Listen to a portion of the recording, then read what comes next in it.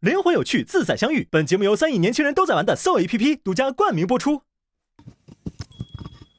我其实就是分享一下我们两个的故事吧。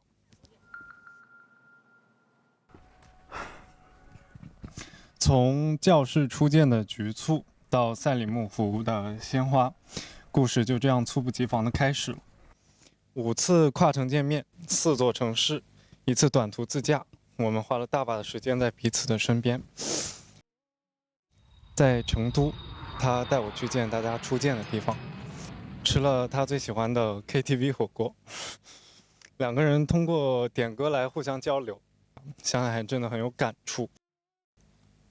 在上海某个普通的夜晚，边吃边玩桌游，赢了他都会得意的挑眉，输了就撅嘴说让让你了。尽兴的玩到凌晨。后来我们还开车去了无锡，带他看看我上学的城市，看圆头渚的樱花，花瓣像雪一样落在我们肩上。他站在树下仰起头，我们给互相拍了照片。那时的我觉得，要是能不考虑那么多就好。居然有这么多故事。在杭州，我记忆里最放松的一次，没有赶路，没有行程，只是吃完饭沿着路慢慢走。晚风很轻，灯光很柔，边走边聊聊最近在干什么。那一晚好像不用考虑任何事。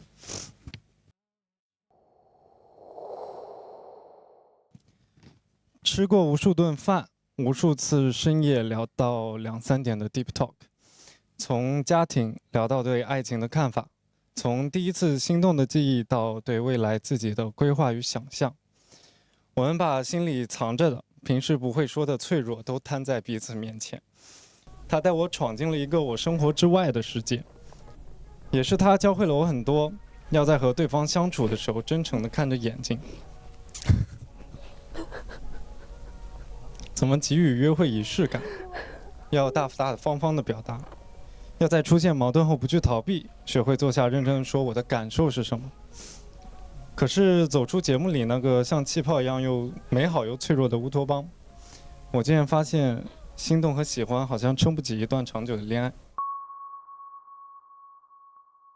我们认真聊过很多次，在深夜的电话里，在并肩的路上，在车的主副驾，聊未来的学业，聊未来的规划，聊生活节奏，聊亲密关系的期待，还聊处理矛盾的方式。每聊一次不确定就多了一份，模糊还是清晰，一切都不太确定，像在迷雾中看不清路。我慢慢的逐渐失去了那种只要喜欢就能克服一切的信心。一开始我凭借一腔热情往前冲，觉得只要足够认真，足够勇往直前，总能找到办法。可后来渐渐意识到，我那种先稳定自己再慢慢磨合的节奏，和他对初恋的憧憬和期待，步调里可能藏着现实的错位。我们都在认真的对待这段关系，也在努力的靠近对方。可越靠近，我渐渐发现彼此想要的东西和我能给出的东西不太一样。他抱着对恋爱最纯粹、最不掺杂质的美好期待，他值得一段没有那么多纠结的感情。而我自己呢？或许以我现在的样子，可能还不够成熟，我没法稳稳地接住他每一次的情绪波动，也没法对一个充满变数的未来做一个承诺。我不想带着自己还没理顺的一地鸡毛闯入他的初恋，消耗掉这份难得的真诚，更不想仓促决定我们的关系，消耗我们之间那些珍贵的默契和温柔。我和他也试过能尝试的相处方式，试着拉长见面的间隔，看冷静下来会是什么样，结果却是又更犹豫。试着减少聊天的频率，给彼此多一些空间，反而更加尴尬。试着吵架后立即和好，但有些话说出口总会在心里留下痕迹。试着包容那些不一样的习惯，但有些差异不是包容就能消失。换不同的人主动，可总是对不上热情。每试一次都逐渐感觉有些差异，不是不够喜欢，而是时候未到。可能我还没长成那个足够成熟，能完全接住对方的人。于是我决定就停在这里。那天分开后，我回到家想了很久，很安静的觉得，就这么停下了。我觉得不后悔相遇，也不遗憾这个结局。最珍贵的从来不是在一起的这个名分，而是我在他身上学到的东西，一起成长的痕迹，还有彼此认真对待过的心意。未来我想换一种身份，以更轻松的朋友的方式，继续出现在对方的生活里，不再前冲，也不再纠结。当然这次旅程呢，我准备了一个小礼物吧。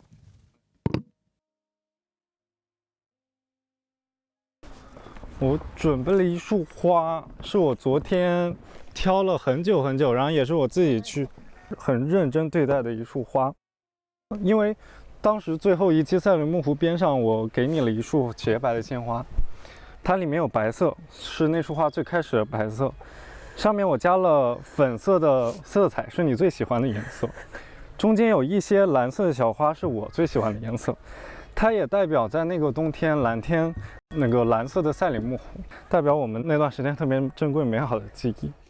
我送这束花的想法是给我们这段关系做一个纪念的意义。当然还有一个就是，我想，这是我自己画的一个咖啡杯。我们当时去无锡，在那天玩得很开心，我觉得可以当做一个我的留念吧。好，谢谢你。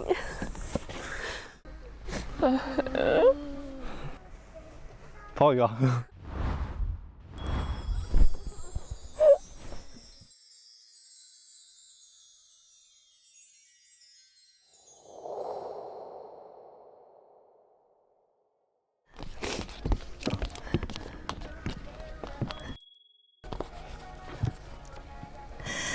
Hello， 李佳凯，用《小幸运》这首歌来打开我们的故事，再合适不过了。我之前是一个听歌不怎么看歌词的人，我也看不太懂，所以我一直以来为这首歌是表达幸福和甜蜜的，像它的名字一样。但不知这首歌是不是为我们的结局埋下了伏笔？爱上你的时候还不懂感情。确实，在参加节目前，我从来没有过心动的瞬间，我甚至不知道心动是什么感觉。所以在这趟旅行里，我一直都说，我怎么感觉我俩的相处模式这么诡异？1月25号，电台那天晚上，大作老师问我，诡异有没有可能代表心动呢？我下意识就否认了。尽管戴老师希望我更诚实的表达内心，但每次和你说话都会忍不住伪装起来，让你感受不到我对你的好感。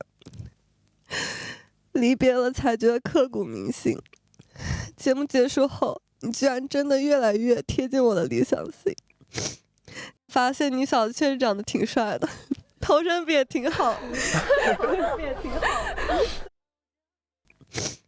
3月3日在上海，你跟我说，我们作为100%朋友可能更自在些。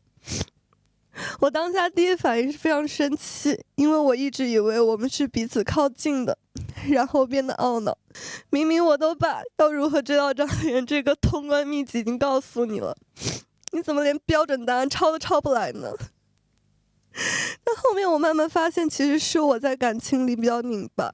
所以从那天起，我开始正视自己的问题，想要挽回这段感情。这世界上本来就没有那么多真正同频的人，但没关系，我可以偷偷调频。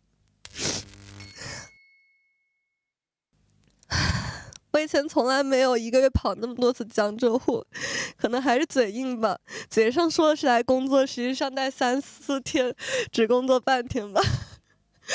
其他时候都想和你见面，从来也没觉得自己那么高能量过。3月20日，第一次以朋友的身份见面，有点不习惯，也有点不甘心。如果能做恋人关系，谁还想停留在朋友阶段呢？4月3号到4月6日，我又来上海找你了。你开车带我去你的大学，给我分享你的生活。我觉得我们之间关系有在慢慢变好。当然，我也邀请你去3亚陪我一起过生日。可能你觉得关系还没有到那一步吧，所以拒绝了我，但没关系。其实我也一直是一个很要浪漫的小女孩，我有幻想过跟你一起在海边看日落，并不像你之前说的那样，我对浪漫过敏。结霜玻璃上你画的爱情就是爱情，不是屁股。原来我们和爱情曾经靠得那么近。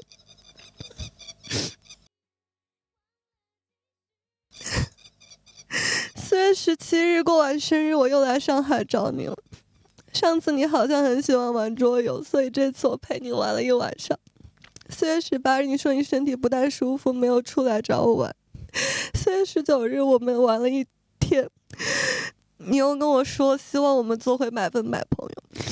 难道是因为我跟你相处的越多，越暴露了我小孩性格那一面吗？这是我第一次这么主动追一个人，第一次勇敢的直面自己的感情，结果又2次碰壁。此刻5月8日，我想说，我觉得这段感情里没有谁对谁错，我们只是在不同的时间段喜欢上彼此。你喜欢上的是节目里还没有卸下防备，喜欢扮成熟的我，我喜欢是线下不再装幼稚的你。但还是要感谢你的出现吧，缓缓打开了我的情感大门。遇见你之后，我好像感知幸福能力都变高了。但世界上没有完美的人，我也开始去学着接受我自己和你的不完美，也看到了你的更多闪光点。今天我特意穿了白色裙子，因为故事的开头我们未来描述的是白色。都说事不过3吗？你已经说了2次要跟我做回100%朋友了，我最后还想再问一次，你现在会给我们的故事画上一个逗号还是句号呢？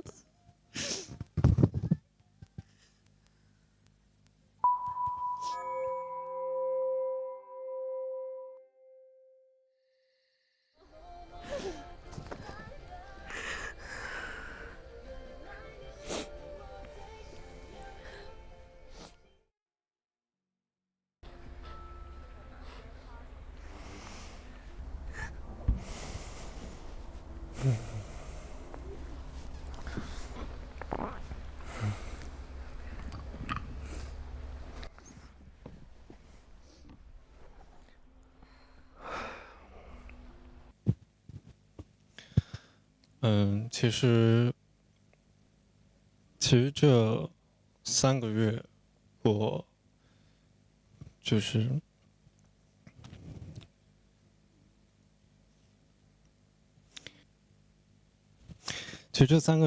我一直跟自己说，再试试呢，再试试呢。你本来就是闪闪发光，有头有脸。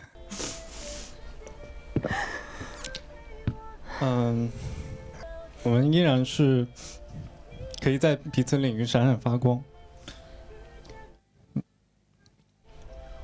还是我心里说的，我觉得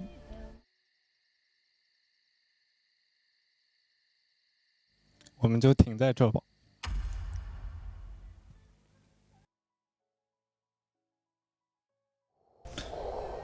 这段成长的痕迹是我们20岁中最宝贵的东西，我们会是很好的朋友。抱一个。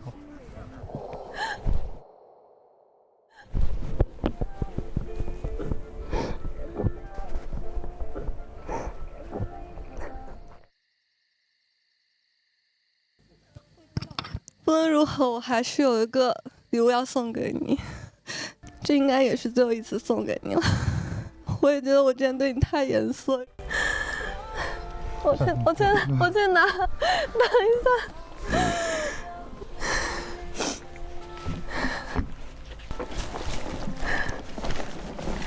这个是你最喜欢的紫色，有蓝色有紫色，都是你喜欢的颜色。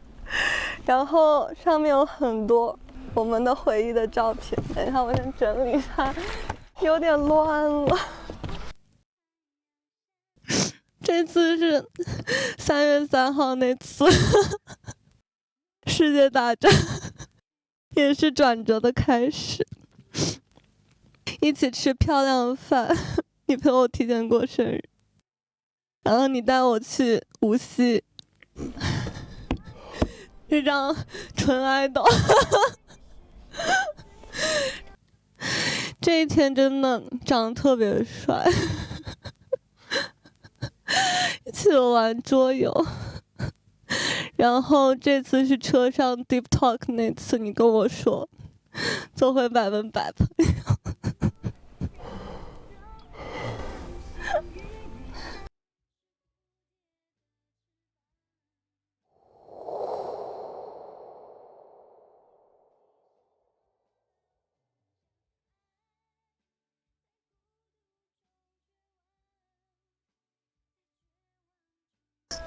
冥冥之中，我就觉得可能上天也在阻碍我们吧。其实每次我去见你，我是一个之前从来飞机都不太容易延误的人，每次见你都延误2-3个小时，有一次还特别的颠簸，可能上天也在给我暗示我们并不是那么合适吧。最后希望你能早日找到那个能陪你滑遍世界所有雪场的女孩。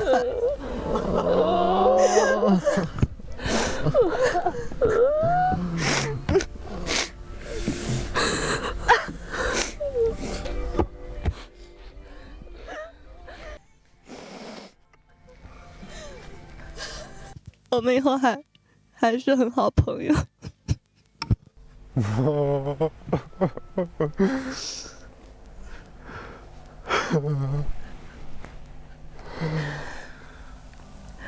没关系，人和人有过一些瞬间就够了。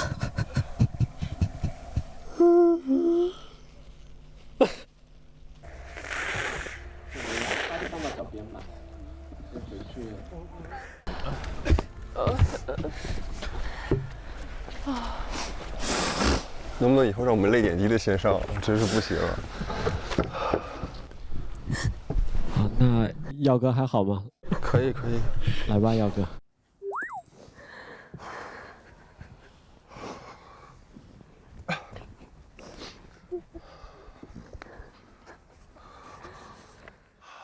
有点缺氧。因为我在毕业歌会的时候跟大家已经留过言了，然后我看了第9期、第10期大家的告白日，我觉得我要做一个迟来的告白，然后也是告别。所以这封信是给奥利的。原来告别是这样的，他没有声嘶力竭，而是把一些话放在心里很久很久，久到它变凉了，都没来得及说出口。躺在床上休养的那些日子里，天花板上有一条很细很细的裂缝，我每天都盯着它看，从清晨到黄昏，又从夜晚到凌晨。有些画面总在我脑子里转，比如一起合唱的那首歌，比如一起躺在雪里，比如变坨变凉的那碗泡面，就像是在冬天里呼出的一口热气，明明很快就消散了，却暖了很久。隔着屏幕的日子，思念会被放大，脆弱也是。然后我就发现勇气从指缝里慢慢的流走，连同我们之间的那一点点火花也慢慢熄灭了。可能我们确实不是在对的时间遇见的。线上的我笨拙又木讷，不会找话题，更不会表达，让你看到的从来都不是一个完整的我。好不容易等到线下快要见面的时候，我们已经变成了朋友。可能有些雪落在冬天是风景，落在春天就成了遗憾吧。我看着大家的心愿一个个被完成，我真的很开心。然后至于我的心愿嘛，我现在觉得就是可能实现不了了。20岁可能就是这样吧，有快乐，有浪漫，有疯狂，也一定会有遗憾。我唯一能做的就是把心动藏起来，写进歌里。所以其实我给你写了一首歌，是我问了你喜欢的歌手，我特意去找到他们的歌，一首一首的听。我想了解你的耳朵里住着怎样的一个世界，然后学着摸索着写下了这首。那些没能发出去的消息，没能说出口的话，准备了很多很多却再也无法送出的惊喜，都变成了这首歌的旋律。今天我把它带来，不是想打扰你，也不是为了要一个答案，只是想给那个怦然心动的冬天做一个安静的告别。最后，其实我想感谢每一位工作人员，感谢有你们，我觉得我们真的被你们保护得很好。这个冬天到这里就结束了，谢谢你们出现过，在我怦然心动的20岁里，我相信以后我会遇见一个满眼都是我的人。再见，奥利。再见，大家。再见，怦然心动20岁。这首歌叫《如果还有冬季》。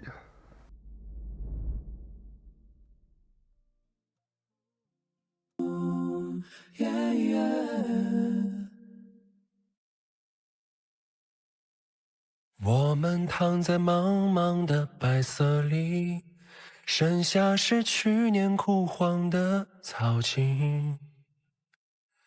你伸手接住飘落的安静，说这样躺着好像能听见星星。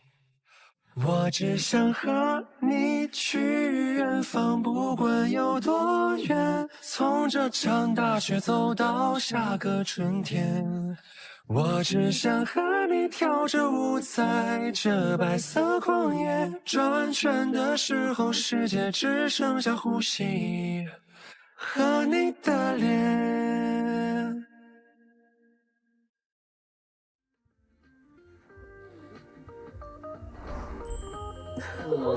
如果我们以后还会想起这场大雪和这一路痕迹，你会不会也和我一样，偷偷期待下一个冬季？等到雪化了，春暖花开的时候，能不能再见你？我只想和你去远方，不问西东，从这片雪原走到草木丛笼。我只想和你跳着舞，从黄昏到凌晨，停下来的时候雪落满身，像做了一场梦。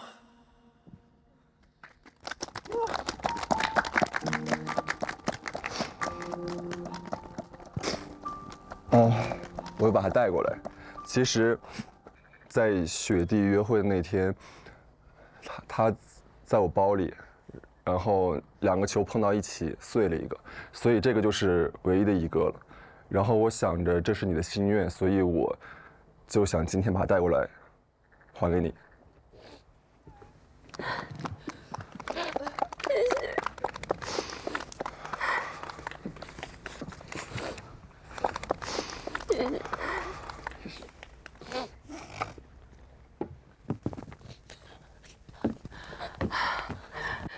首先我想谢谢白瑶，这是我收到过最好的礼物。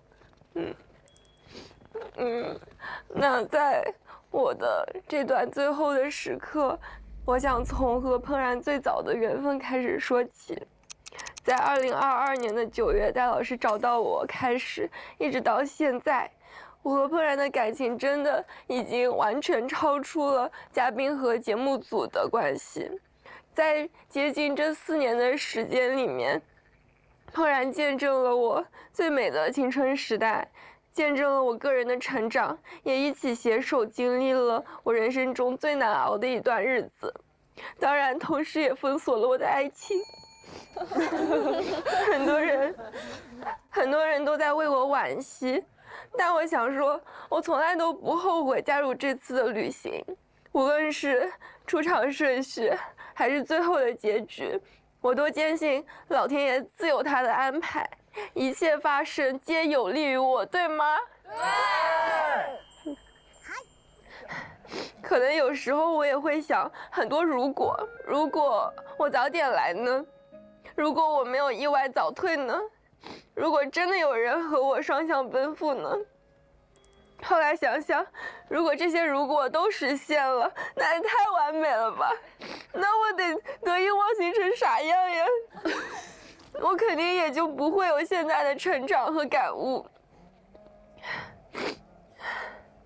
如果说录制期间有氛围的催化和滤镜，那么在下节目后的这几个月里，我才更加感受到，只是认识那么几天的男孩女孩们，即使根本不知道我的具体情况，也会非常频繁来关心我，说一定要早日见面。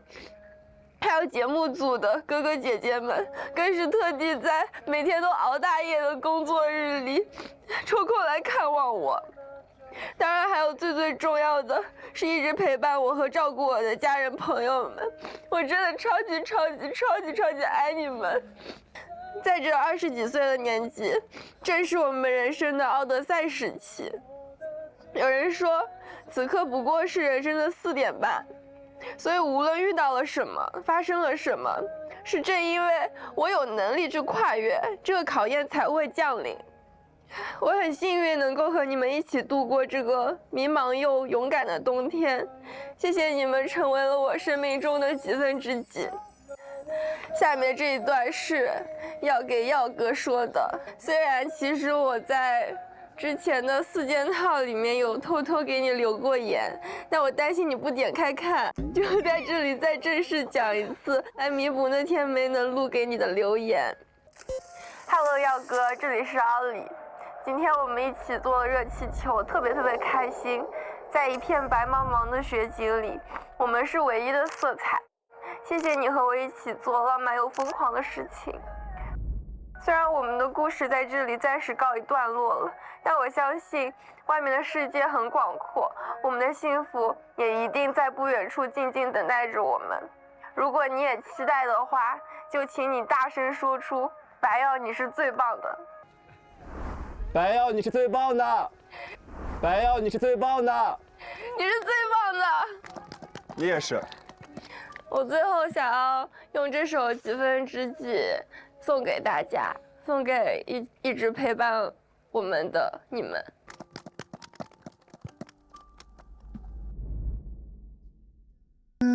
那天，太阳压着平原，风慢吹，没有人掉眼泪，一切好美，好到我可以不用说话。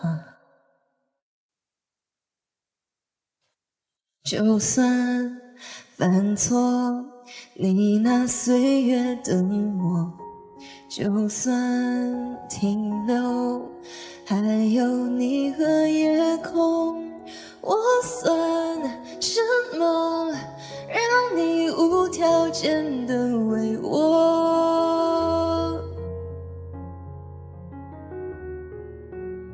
那一天你走进了我的生命，谢谢你成为了我的几分之几。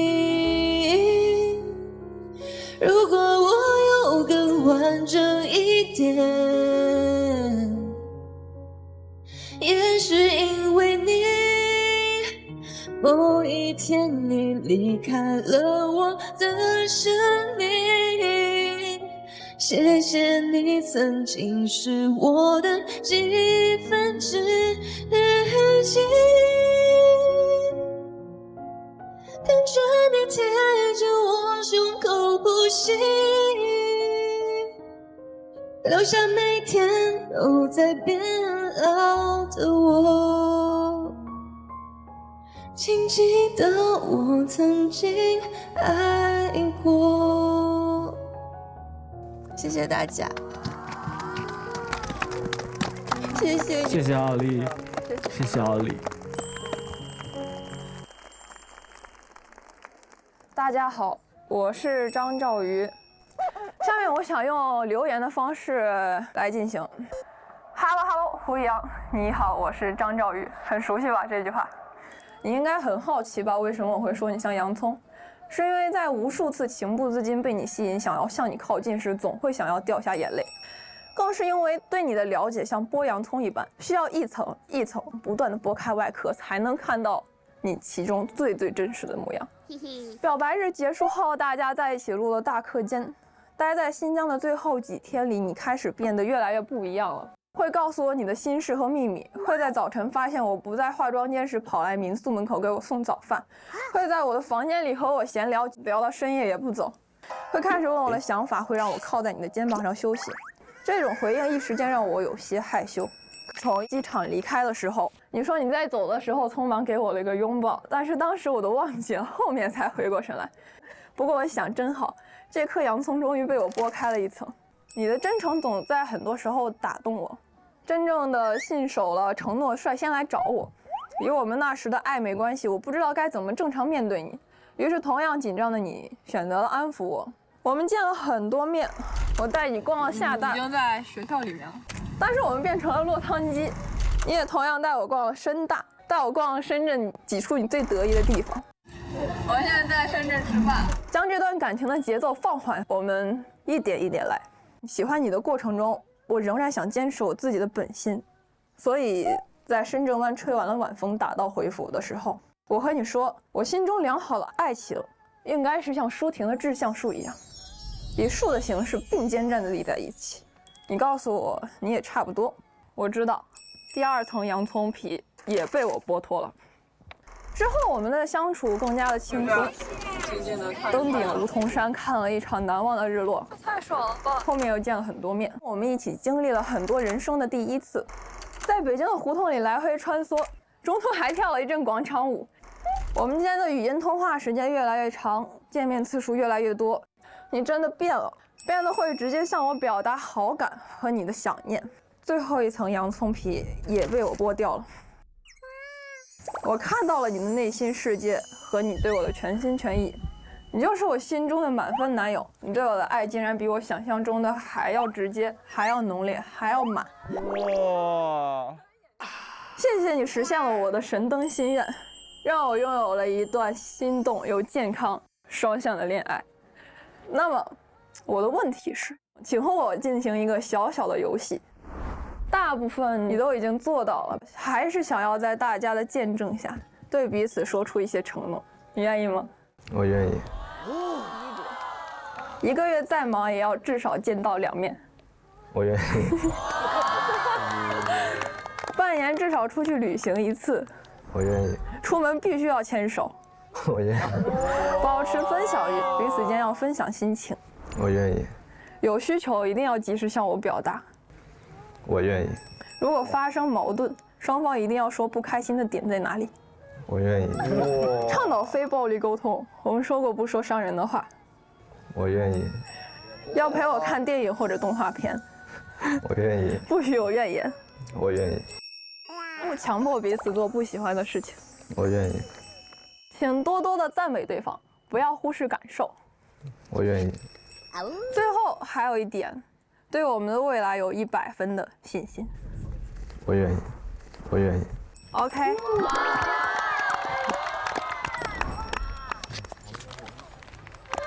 你愿意吗？我愿意。还有啊，还有，哎，先抱抱你吧。嘿嘿。然后还会给你画了一个画，每次都要给你送一幅画，这次也沿用至今吧。262是他对社交、恋人还有独处的一个打分，然后我是163。来，这最重要的表白信。哇！这封信其实很早就开始写了，我之前写了一封道歉信，一不小心就写出了很多对你的表白，现在让我继续来完成这封信。亲爱的张兆宇，我很喜欢你，但我一直欠你一个正式的表白。对于我们的发展过程，一方面我真的十分感谢，也十分庆幸，在下了节目之后能有更多的时间来了解你，跟你经历了更多的事情，能看到你更多美好之处，我深感荣幸，同时也让我坚定地为自己对你的喜欢打上了全肯定。而另一方面，我总是想回到过去，回到所有在节目里令你伤心的时候，弥补当时我所做不到的，所欠缺你的。跟你聊天的时候，你偶然讲到过我让你伤心了4次，所以说，今天我想向你表白，请收听我的表白4件套。第一件，缘分。说起来缘分，似乎有1万个巧合在我们身上发生。我的农历生日跟你心里的一样。第一次去厦门旅游，在南普陀寺对着铁塔拍了一张照片，恰好拍到了你最爱去的自习室，而那天你刚好在准备一个乐队演出。我的妈！水晶球约会，我们不约而同的在倒数第2个，以同样的理由选中了彼此。前往目的地的路上，用手机拍下了同样的风景，同一棵树。掉进湖里面，日记本里我有对你的道歉信没有被水浸湿，很巧合。还有许多许多，所以说很感慨。这可能就是大家口中所说的命中注定缘分深刻。即便我也时常为命运而惊讶，但我也当然明白我真正应该感激的是谁，那个愿意在我身边停留，等到我发现其实早就已经离不开他的人。于是我不再那么崇拜命运，而我只想珍惜与你一起的每一秒。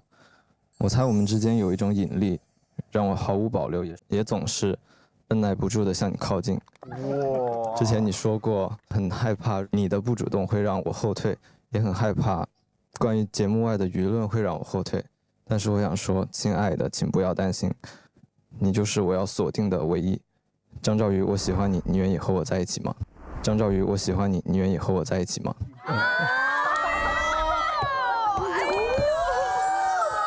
我愿意。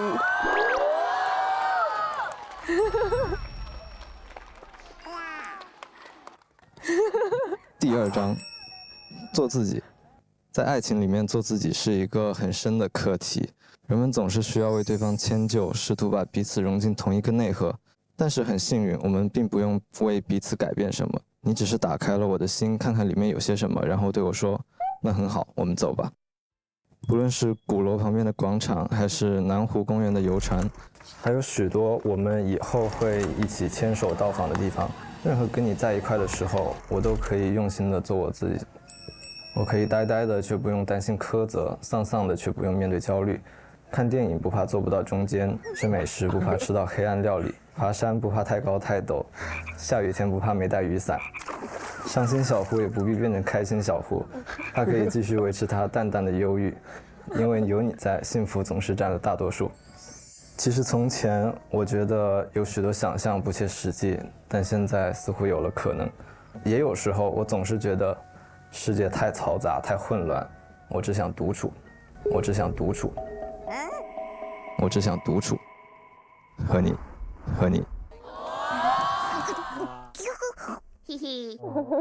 张兆宇，我喜欢你，你愿意和我在一起吗？我愿意。我愿意。天哪！第3章，天下无双。以前说起天下无双，我把那当作完美的契合，但现在说起天下无双，我把它解释为我愿意，你也愿意。我很愿意为你做任何事，不只是因为我喜欢你。我很愿意为你背包，我愿意帮你拍照，我很愿意经常去厦门，我很愿意和你说任何事情，从日常琐事到自由和梦想，是因为你也愿意跟我分享你的生命感想，让我每一天都对你有更深的了解。我愿意付出，是因为你也愿意。之前网友说我这种人以后当狗最狠了，不是因为其他，是因为你也跟我一样，追求独立与平等，人格上的平等，让我们都有能力为彼此优先于为自己。但是鉴于在节目里我真的欠你太多，回到线下我会努力还债的。现在回看依旧充满感激，弯弯绕绕之后，我居然真的找到了我想要的张兆宇版本的天下无双。从前没讲，今天要说，多谢你，我有你给的爱，因而完全。张兆宇，我喜欢你，你愿意和我在一起吗？你愿意和我在一起吗？我愿意。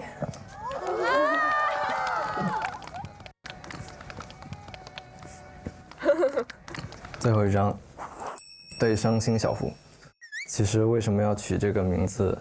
在遇见你和遇见怦然之前，我的大学度过了蛮长一段低谷期，我总是很犹豫，面对任何事情都想得太多，但是做得太少，连自己的日常生活也经营得一团糟。不夸张地说，你就像是一道光照进了我的生命，但这并不代表救赎和依赖，反而是一种成长。遇见你让我感觉我似乎也能开始早睡早起，好好吃饭，好好经营我的生活，活在当下，变得轻松且愉快。那个潮湿的阴雨季迎来了它的第一次天晴。面对爱情，从前我总是会顾虑太多，我总是会设想永久，然后给它钉上条条框框。而你说你愿意谈一段注定分手的爱情，是因为你要更珍惜当下。于是我也开始明白，我必须珍惜你还喜欢我的每一天，并做好现在的每一分每一秒。你真的是一个很会爱人的人，你有善良的心、高尚的三观、美好的品德。你不依附而是独立，你不矫情而是宽怀。我并不想把任何人评价得太高，但是无奈这些美好之事就是为你而命名。非常感谢这些你给我带来的新知识、新观念以及爱人的能力。不管你之前的感情是怎么样的，不管世界上又有多少个爱你的人，在当下，我只想努力成为最会爱你的那一个。我只想努力成为最会爱你的那一个。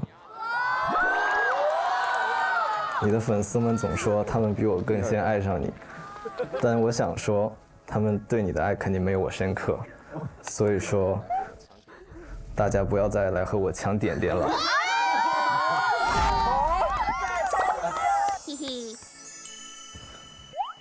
最后我没有什么要说的话了，也想不出什么浪漫的话了。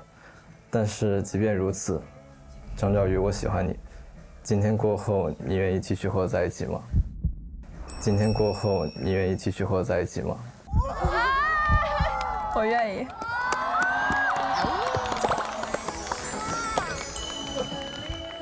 其实不是表白4件套吗？其实我准备了4件套。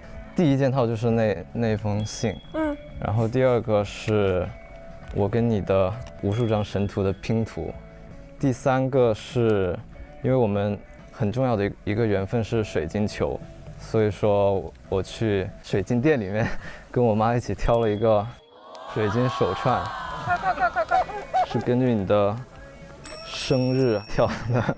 太喜欢了。然后最后这一个小盆栽，是之前你来深圳的时候送了我一盆铁树。铁树？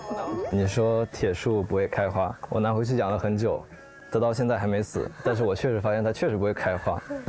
所以说，今天这个是一盆多肉，我感觉它更能代表我，就是可能外面有一些刺，但是它本身就是一朵花了。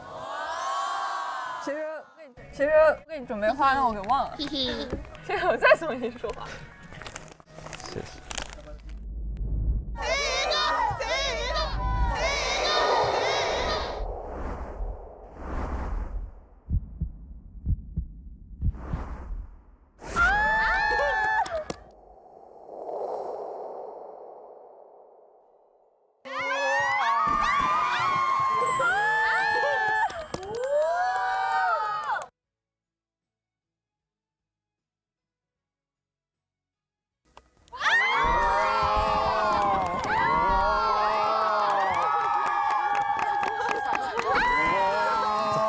看那个玩，我现在能一直看微店。给我一个呗，我不行，我牙齿在打颤。你先 P 上，你先 P 上。等一下，不好意思，我搞一下发型。OOTD 全无。好，我现在给小新写了一封信，这个信我写的不是很长，但是呢用心了，用很大的心意。Hello， 小新，我是恩。其实关于这封信，我想了很久，我总是打开又关闭备忘录，循环了很久很久。因为我跟你想说的话，真的很多，多到我不知道应该从哪里说起。是从最开始的我可以邀请你跳一支舞开始说起呢，还是从另一个开始的你愿意做我女朋友开始说起呢？从这句话到现在已经103天了。哇！也恭喜你打破了我这个恋爱只有1个月的魔咒，我也很棒，我很棒，你也是。在首尔和波士顿13小时的时差中，我们到底是怎样度过的呢？我觉得是藏在收到消息不自觉上翘的嘴角中，也藏在无数个分钟、小时里的电话中，也藏在一遍又一遍的我想你中，还藏在我悄悄搜寻有关你的视频中。但其实爱意早已在四处悄悄蔓延到我们身边的朋友都能感觉到我们的不对劲。然后呢，在节目下面，你的一个春假，你从波士顿飞到了上海，然后我们在上海见了面。从波士顿飞往上海的那10几个小时的飞机上，你在想什么呢？我不知道，但是我总是会反复查看时间，算着还有几个小时、几分钟落地，还有多久能见到你。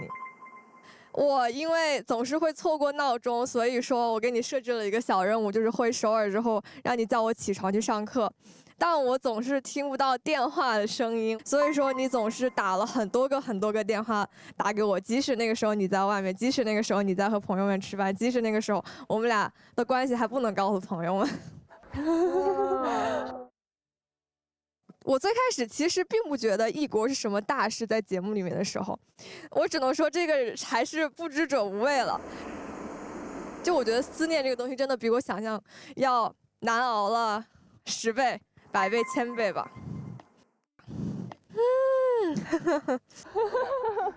说实话呢，在我第一次说出"我爱你"这3个字的时候，你应该永远都不会想到我做了多少的心理准备，因为我是一个不太能够擅长表达我自己爱意的人，我也不太能够说出很肉麻的话，我总是想要说，用一些比如说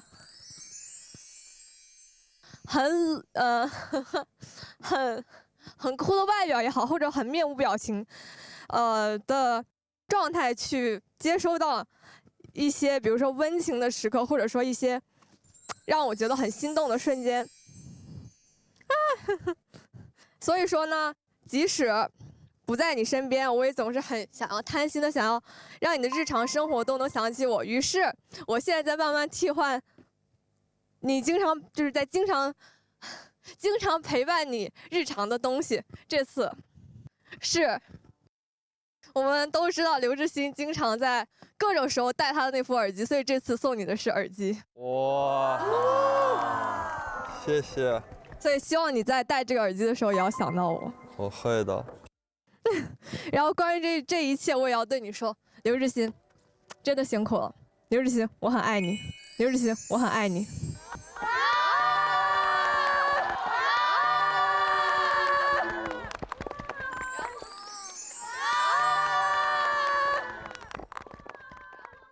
然后还没完。以上全部是恩恩想对你说的话。那么接下来，恩恩的朋友们也有一些话想要对你说，让我们一起来看大屏幕。大屏幕。Hello， 大家好，我是恩恩的好朋友恩心 YYDS。小新，那我们恩恩其实是特别美好的一个女孩，特别希望你们俩能手牵着手一起好好的走下去。嗨，小新，日后的相处里，你也可以用实际行动，全力去对我们恩恩好。刘志新，你必须对我们恩恩好啊！祝恩心久久。真的找不到比他更好了。刘志新，你要对姚家园好一点，要不然我没有让这个姚家园赢的话，你知道我会把桌给掀了。怎么所有人都在警告我呀？恩心久久。恩心是真的。怎么进厕所了？恩心久久，让姚家园一直赢，然后祝你多交违约金。祝你以后带恩心泰不需要协商。不多说了，恩夫你憨爆了，拜拜。谢谢大家，谢谢大家，谢谢所有人。这些你的朋友们都好眼熟啊，感觉也都是我的朋友们。你慢慢都认识啊。那就轮到我了，准备好了吗？准备好了。你好 X， 今天是2025年12月23号，我正在从波士顿前往韩国转机的飞机上 ，Korean Air KE092 航班。等会儿一落地就要参加我的第2次面试了，虽然有点仓促，但是如果顺利，我应该会成为《怦然心动》第5季的嘉宾。我想记录一下现在的心情。我是一个很喜欢幻想的人，虽然现在都没有确定可以上这个节目，但是我会提前把自己带入到角色中，尤其是现在在飞机上没事儿干，这个环境非常适合我幻想。我会在这个节目上遇到喜欢的人吗？她会是什么类型的女生呢？如果遇到了，这个人又会喜欢上我吗？不管怎样，最让我感到神奇的还是，或许在未来1个月里，我会遇到一个在我一生中最重要的人，而现在此时此刻，我们却身处在2个平行世界，彼此过着完全不同的生活，互不相识，甚至如果面试我没过，我们都永远无法认识。哎，现在一切都好未知，不幻想了，把自己都想累了，再睡会儿吧，说不定睡醒就到目的地了。砰！餐车撞到了我伸在过道的腿，睁开眼我又醒了。空姐叽里呱啦说了句韩语，我也没听懂，可能是表示抱歉吧。好无聊，我又要开始想了。和我喜欢的人参加了一趟浪漫的旅行，谈上了一场甜甜的恋爱，甚至想到入境了韩国，这个我转机了5、6次但从未进入的国家。去汉江吃了泡面，去汉南洞打卡拍照，还去到了首尔的一个大学，延世大学。哈哈，命运就是如此的有意思。今天是2026年5月6号，我正在从波士顿前往首尔转机的飞机上 ，Korean Air KE092。这一次不再是幻想，而是回忆。我的人生真的已经发生了转变，我也遇见了生命中最重要的人，姚家园，那个我一遍一遍幻想的人，原来一直都在这趟航班的终点。我爱你。哎呀，哎呀，我爱你。哎呀。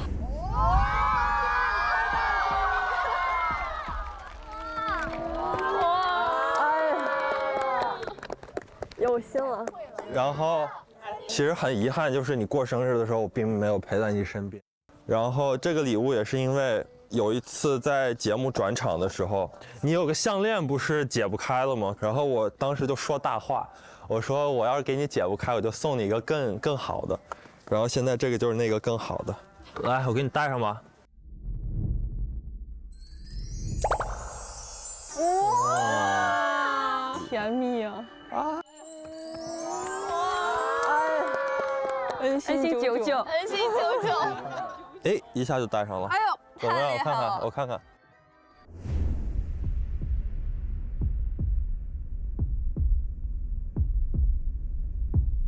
亲啊！不是，没错，我们最后真的在一起了。感谢大家这段时间的陪伴和喜爱，我们从怦然杀青了，我们现实里见。OK。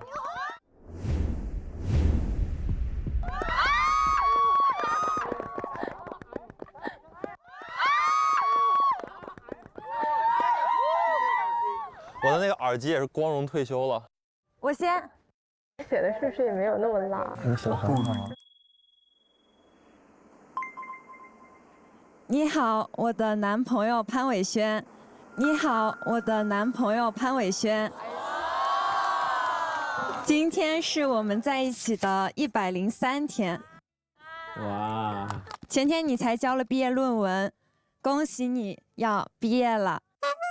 今天呢，站在这里，其实我也准备了一份小论文给你。这个论文就是关于契约与潘伟轩早就相遇100次的不完全记录。哦，那你上来一下，你拿这个。哇！那你先别看。现在你来说这里是哪里，我来给你讲里面的故事。流鼻涕了，等一下。这是那个正玉铜楼外面对吧？啊，这个是离我们学校最近的一个酒店，是你大一常常住的地方，也是我在开学前后那段过渡的时期经常落脚的地方。我们一定会在工作人员的眼睛里相遇过。哦。这就是大学站。对，这是我们最熟悉的地方，这是我们走过上百次的地方，也肯定也遇到过上百次吧。那就是旁边的71。对，这是离学校最近的71。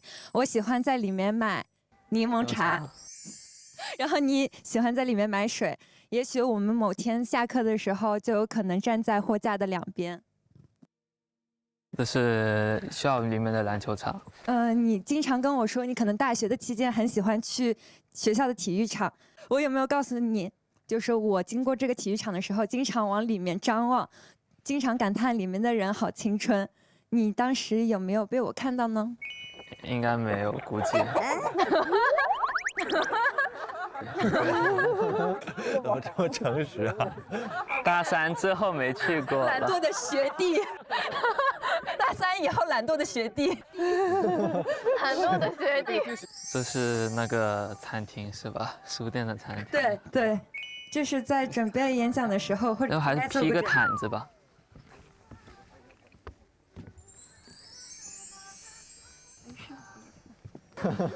然后这是我上过课的教室，对吧？这是我上过课的教室。好。这个下面那张是你上过课的教室。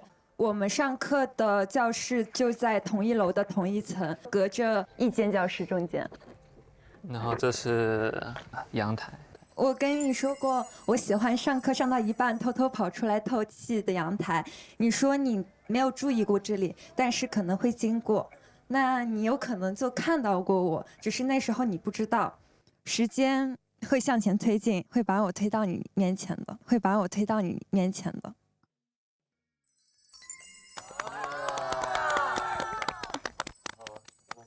好伟大的正缘，缘分啊！红线比钢筋都硬。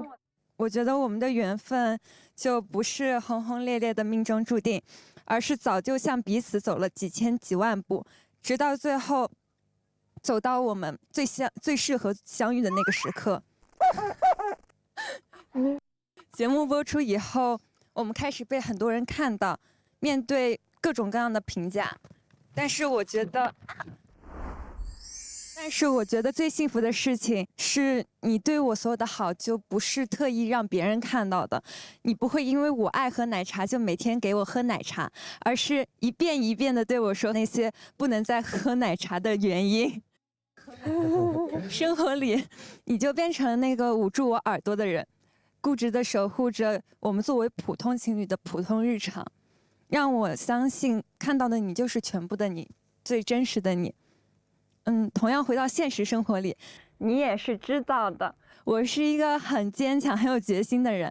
如果你这次惹了我，我就不会给你任何后悔的机会，因为和我谈恋爱就是会很开心。如果你遇到开心的事，无论什么事情，我也会为你开心。但是如果你有生气的事，我就会陪你一起生气。我们胃口都很好，吃什么都很香。我们也可以每天晚上去散步，我也会无所事事的窝在家里。我们肯定会吵架，但我们也很擅长于重归于好。但是如果你敢再惹哭我，你也必须得花更多的心思来哄我。总而言之，就是你完蛋了，因为我永远会让你觉得遇见我很好，和我在一起就很幸福。当然，你也是，和你也是，你也是，和你也是。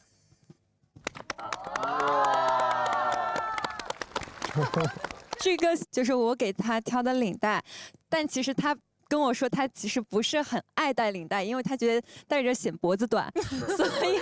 但是我觉得这份礼物的意义在于，我们在11月份也是我们的毕业典礼的时间，肯定是要戴领带的，所以想把这份礼物送给你。虽然我现在还没有学会系领带，但是我一定会在11月份为你亲自系领带的。亲自系领带的。学姐好会啊！学弟应该也不赖的感觉，学弟应该也不赖的感觉。哦，你帮我戴耳机。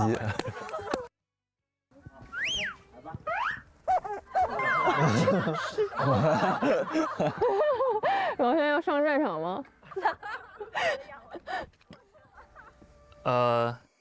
这趟旅行我重复了最多的一个词就是值得，因为抛开一切的一切，这趟旅程真的很幸福，遇到所有人，但接下来的这段话，我想献给这个值得一词最大的贡献者七月。是你让这个值得到今天还一直在延续。我的信也不太长，因为你总说我线下话很多，所以呢，我就保持我的人设，话少一点吧。过去的几个月，我们一起去了2月的香港、哈尔滨，3月的北京和首尔，4月的长春，还有5月的南京。当时我的约定已经实现了大半，当然我觉得还是不够。这几个月的时间，我们大部分的时候都一直黏在一起，彻底的进入了对方的生活。但我总觉得，只要你愿意，我就会想一直黏着你，更加了解你。但我最想的就是可以好好的一直陪着对方，不需要太多的纷纷扰扰，简单幸福就好。我也很享受每个在一起的瞬间，一些很简单的事情，就比如说你对我撒娇，或者我们抱在一起的时候，或者我帮你吹头发的时候，又或者是各种各样我们走在路上简单的聊天唱歌的时候，我们还可以探索更多的事情，同时也能重温一起的各种记忆，感觉这就是幸福吧。你懂我，我也懂你的默契。节目结束的时候我说过，不去担忧未来，也不会为过去遗憾，但现在我觉得我会向往未来，感谢过去，坚定的希望能让你在我身边一直开开心心的走下去。七月，谢谢你，我爱你。七月，谢谢你，我爱你。